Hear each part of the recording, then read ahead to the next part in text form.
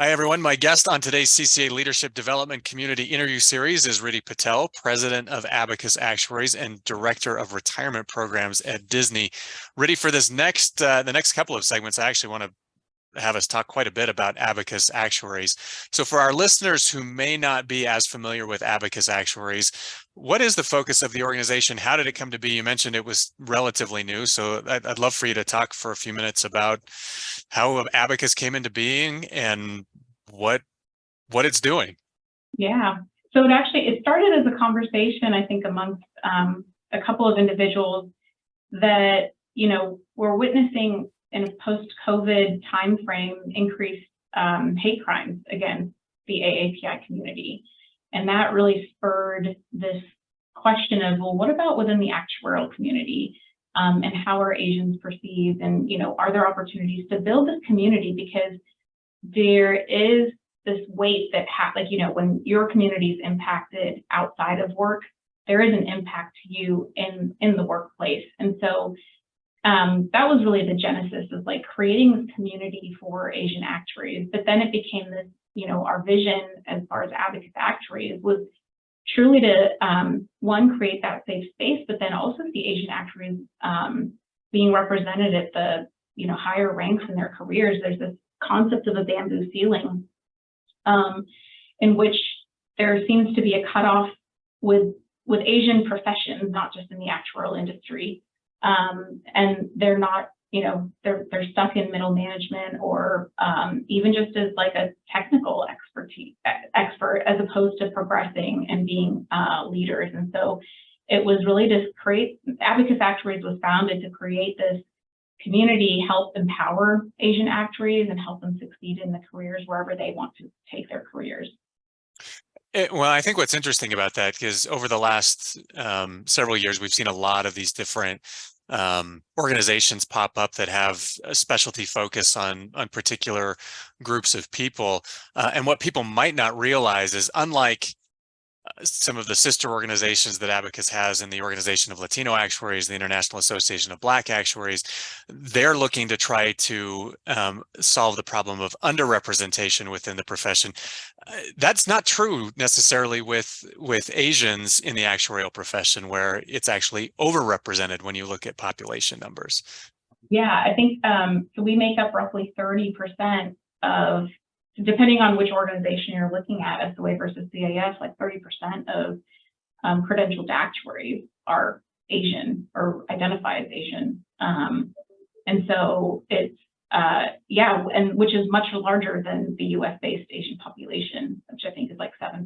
And so it's definitely a different mission. And I think, some of our programming, I think, represents that as well. Well, let's talk about some of that programming. So what type of events and programs is Abacus Actuaries currently running, and what things do you have in development? So, I'd say that we are trying to do definitely some social events. It's been hard because of COVID and everyone's remote, but we're trying to create some connection points. The programs that we have done are largely virtual webinars, focused on development. And so whether it's, what is a personal brand and how do you identify your own personal brand, or how do you develop executive presence? What is it? So there's some developmental topics that we have tried to share that knowledge base with our membership and our community. And then I'd say the biggest program that we have, we're actually in the middle of launching it, is our second year of our mentorship program. And so going back to how does one excel in their career and how do you get guidance or feedback? Mentors play a huge role in that. And so we're launching our second round, and I think we have I'd say at least 100 mentees signed up. Last year we had 40, and so that's incredible growth on our part. And then again, future state, really want to build more of an infrastructure to hopefully facilitate more connections amongst our members. So realizing that this is only year 2 for this mentorship program, do you have any success stories from year 1 that our listeners that you could share with our listeners? Yeah, I'd say the one that comes to mind is we had an individual who was part of a mentorship relationship. Both the mentee and the mentor are now on our board of directors. And so I'd call that a success story because part of our mission is to help, I view Abacus Actuaries as almost like an incubator, right? It's a safe space for members to get some opportunities that they may otherwise not get in their professional day jobs. And so whether it's you want to practice your presentation skills or you want to practice communicating via email or whatever it is, that, maybe by volunteering for Abacus, you could get that opportunity. And so seeing a mentee now step into an officer role and a mentor feel compelled to also join our board of directors from a non-officer position is just, I think, to me, a really, that's what we want, right? We want people to kind of progress up and be in more leadership positions. And here's Abacus Actuaries is a great place to start, and hopefully that translates into their day job. I like what you said too. I mean, an organization like Abacus can really provide that almost risk-free opportunity for someone to come in and learn skills that they might not otherwise get in their day job, right? And to be able to practice and develop in a safe space, like you mentioned, can actually, I think, pay dividends in someone's professional development overall. So I think that's great that you're already starting to see some of that play out. Yeah, I think it's great. And hopefully everyone, I will say I wanted to plug in, like, if anyone wanted to volunteer, we're always taking more individuals that can help contribute to our mission. No, that's excellent. I want to talk to you a bit about your experience in the profession, especially as an Asian woman. For those that haven't seen it, you recently co-authored an article for the Actuary magazine, which I'd highly recommend to our listeners. And in it, you gave an example of some feedback you received as part of your part of this article. I'm going to quote it, and please understand, for those that are listening, this is me quoting the feedback that Rhiddi was given. It's not me giving this to Rhiddi. But in the article, you said that the feedback was, Rhiddi, you are a unicorn. Not only are you well-spoken and intelligent, but you are also a woman of color, which on the surface sounds great, right? But what's wrong? What's problematic with feedback like this? Yeah, and I do want to clarify that was not a verbatim. That was kind of my summation of like the type of feedback that I had received. And I'd say, what that so there's a few things that are not great about that sentiment. One, this implication of like, why would I not be well spoken? Why would I not be intelligent? Why, did I deserve this job? Did I not? There's another time that I was told, it was actually for a letter of recommendation for an award.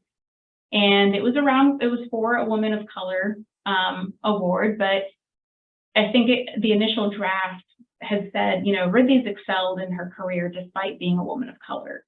And I have the feedback I gave it back, and it was a mentor of mine that had written the recommendation. He had me read it first. And so I gave it back and I was like, hey, can you like not say despite? because why, are you saying that like women of color wouldn't excel? And so I think that, and then the last piece I'll say is like, if you think this of me, like, do others also think this of me? And am I just to check the box? I think that was the part of the context too. It's like, hey, like, you're really great at your job and we can check this box and hit our, quotas or whatnot. And I think what's problematic is it's just like all of these thoughts that I just expressed, I don't need to be spending time thinking about it, right? I need to be focused on my job. And so I think it creates this like doubt in an individual's mind of like, what is my worth? And in that article, I actually also mentioned for women, like 75%, I think it was a KPMG study, but survey, but 75% of female executives have expressed that they've experienced imposter syndrome at one point in their career. And so it's just this, like, it feeds into this, one, we shouldn't be quotas, and two, I don't want to feel like I only got a job because you were trying to fill a quota, and I don't deserve to be here, because at the end of the day, I do deserve to be in the position I'm in, and I've worked really hard to earn it. No, I think that's very insightful.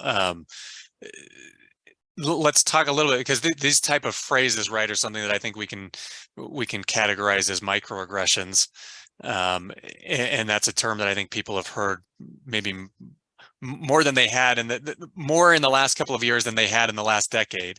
So for those of our listeners that don't know what a microaggression is, what is a microaggression? Why is it problematic? And how have you had to deal with these as you've come along your way in the profession? Yeah. So microaggression, it's a backhanded insult, or it's a put down. It's something that kind of somewhat offensive, that someone might say unintentionally, right? Not on purpose, but that just kind of makes you feel bad. It makes you feel other. And I think they're problematic because I alluded to, like, I shouldn't be thinking of all the things I just said. And there's a term called emotional tax, right? And so it adds on to this emotional tax that now I'm taking on, because I'm processing the things that you said, or that were said to me, and it just weighs on my mind. And it's a distraction, and it's unnecessary. And so again, it may be unintentional, but it just weighs on, and is taxes on someone's mental health as well. And so I say that's why they're problematic. How I've dealt with them is, I don't know if I have unfortunately, I don't have a great set of tools when I've come across them. Most of the time, I just kind of, if it's a true shocking statement that is said, I probably shut down, because that's just my natural inclination, is to not react, but kind of go into my shell. But again, that's also problematic, right? I shouldn't be forced into a shell. But I've been trying more recently to kind of use humor as a tactic to kind of just call out, hey, did you mean X, Y, Z? And I'm trying to think of some examples. One is, I always get told, I've been asked if I was born here, or people assume I was born in America because I don't have an accent. And so I haven't had that in a while, but at the time it really shocked me. So I was like, what? So what if I wasn't born there, but if I had an accent, what were you going to think about me? Mm-hmm. And so yeah, I think humor and maybe subtly calling people out as a tactic. I think I'm sure if I Googled online, there are actual things that people can do to manage it. But I'll just admit that I'm not that great at dealing with it. It's something I'm still working on. Well, and it is a hard thing to work on. I'm got to imagine that a lot of these microaggressions are coming from someone that's usually going to be in a more senior position, right? And like you said, and I appreciate you giving people the benefit of the doubt and assuming that they're well-intentioned, but they're just missing the mark on something. It's going to be hard to figure out how do you go back to somebody that's most likely more senior than you and say, hey, I don't think you meant to say it that way, but I need you to understand what you said and how it comes across. Yeah, and I did a training once about inclusive behavior and exclusive behavior, and that example that I gave, it was my senior person that said that they were surprised I was not born in America, and I remember thinking at the moment, it was like, wow, you're making me feel other, right? Like, so if I wasn't born here, so now are you going to treat me differently? Why does it matter if I was born here or I wasn't born here? And then the other piece of it was, and I had to, process this as, in a different sense, he's being inclusive, he's being vulnerable.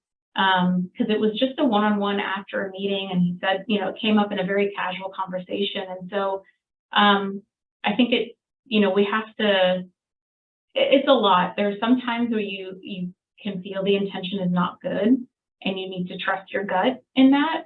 In that moment for me, I felt very strongly that the intention was not negative, right? And it was just he himself was being vulnerable by just bluntly asking a question, and he trusted me in that moment as well. And so I think recognizing that there is some inclusive behavior, because he shouldn't be scared to speak to me either. Yeah. Well, so what advice do you have for somebody that maybe in those positions where maybe they're more prone to microaggressions, right? We've talked about how, and I think you've given really good advice too on you do have to kind of put yourself out there to address microaggressions when you're the recipient. But when you're the person that may be on the giving end of those, what advice would you have for people? How do they learn not to be dishing out these microaggressions unintentionally? I think that if you get told that something that you said was problematic, I think the best, what I would hope that someone would react is just pause and take it back and reflect, and not react in the moment, and not get defensive in the moment. And so if I'm expressing my feelings to you, to say, hey, what you said really irks me or made me feel, a certain type of way, that instead of trying to address it in the moment, just pause, reflect, and circle back at a later time once you've thought about, what the words I was saying are. And just like listening to, what someone's perception or feelings were in that moment. Yeah, I love that thought and idea too, because nobody likes to be called out when they've done something wrong. And so there are some of those natural reactions of defensiveness and they can come up, which is very scary when you're also on the recipient side of things. Like if somebody reacts that way, you're like, oh shoot, now what have I done? Even though you were doing the right thing by pointing it out. But I think that's excellent advice to just, if you get that feedback, think about it, reflect on it. And I would even say, go back and have that conversation again. Try to be curious about it. Try to learn and understand from it. And we talk about this. This is a leadership development podcast series that we do here. That, to me, that is a huge leadership skill. Not just, I mean, it applies to a lot of things, not just microaggressions, right? Learning, taking feedback, processing it, and then going back and trying to understand more. Yeah, exactly. So let's turn back the focus for a little bit on Abacus Actuaries. So how is the organization looking to support Asian actuaries, and more importantly, maybe who should consider joining Abacus Actuaries, and what do they need to do to become a member of the organization? Yeah, I think again, it's I always like to use the words community, empower. We want to build a safe space for Asian actuaries and allies, candidly, right? So a member isn't necessarily Asian. You don't have to be Asian to be a member of Abacus Actuaries, but really it's about sharing stories and educating ourselves on whether it's me sharing my experience to an ally that can then learn from it, or we have developmental programs, right? And so giving our community tools to help them excel and empower them to take control of their careers. And so I think that's how we're looking to support our members. And then to be a member, or anyone, whether you're a credentialed actuary or an aspiring actuary, Asian or not Asian, I think that anyone can be a member as long as they're curious and interested. And our website is abacusactuaries.org, so you can visit it. There's a contact us form. I mean, I'm happy to, if anyone wanted to reach out to me on LinkedIn or otherwise and express interest, I'm always happy to have the conversation. Because again, I mentioned earlier, we're looking for volunteers, and there's so many ways to give back in this community and connect with others and grow your skills at the same time in a safe space. No, I think that's awesome. Is there a cost for people to join to be a member of Abacus? No cost. Okay, so people can go in, they can sign up, become a member, volunteer, be on the Mhm. receiving end of some of those programs, or actually be able to contribute to some of those programs and provide their own skills and Exactly. resources. Yeah, and LinkedIn as well. I didn't mention that, but you can just follow us on LinkedIn and kind of see all of the programs that we're working on. We'll always be marketing on that site as well. Awesome. So if someone's listening today, whether they have an Asian background or not, they want to help, where should they go? Where are those opportunities available? So you mentioned the website, abacusactuaries.com. Or .org. Okay, thank you. LinkedIn, reaching out to members of Abacus directly. Anywhere else that people should go, or there are things that they should consider. So maybe, let's say I've got my company. If my company's interested in helping support the Abacus Actuary cause, what opportunities are available there as well? yeah, so we are doing a founding sponsorship opportunity right now. We just got our 501c3 status. And so up until June 30th, if you reach out to, again, you can reach out to me or email partnership@abacusactuaries.org to learn more about how you could be a corporate sponsor and be a founding sponsor. There's opportunities on that front. I'd say also, I think part of it, there's the education about, what we as Abacus actuaries do, but if someone's interested in just generally learning about, what spurred our mission and the concept of the bamboo ceiling, there is a book called Breaking the Bamboo Ceiling by Jane Hume, and that's a good way to just understand the landscape and have the research and data backed behind why this concept was even created, the phrase bamboo ceiling was created. And then I think a lot of times having just one-on-one conversations, if you want to learn more, it's again, reach out to me. If you're an ally, reach out to your colleagues that may have experienced any sort of discrimination and why this organization formed, and what we're trying to solve for. It a lot of times comes back to people's experiences and stories, and you learn the most by just listening. No, absolutely, and I appreciate that perspective here as well. We mentioned this earlier, right? Asians are actually overrepresented within the actuarial profession, so I'm going to say it's highly likely that someone's going to run across someone that's an Asian actuary or has that Asian heritage. That's why I think helping support an organization like Abacus can actually go a long way, because there actually are a lot of people out there that will benefit from that type of sponsorship. Yeah. And in addition to those resources, the other one that I'll point people to, on the Conference of Consulting Actuaries website back in 2022, we did an AAPI panel discussion. Lots of good anecdotes and other insights that can be gained from that. That can be accessed at any time on the CCA's website as well. I'd highly recommend people go there. So Rhiddi, thanks for providing that information on Abacus. I appreciate it.